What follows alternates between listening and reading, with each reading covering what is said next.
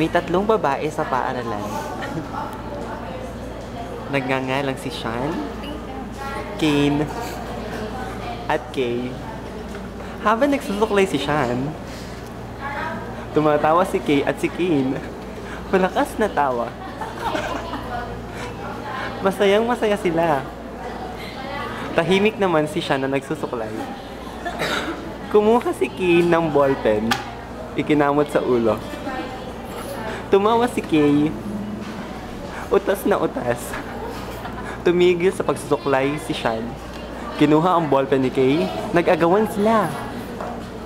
At nakiagaw din si Kay. Nagtatawanan sila. Para silang tanga. Nagpapatuloy ang pag-aagawan nila hanggang sa nakuha ni Kay. At umiyak si Kane.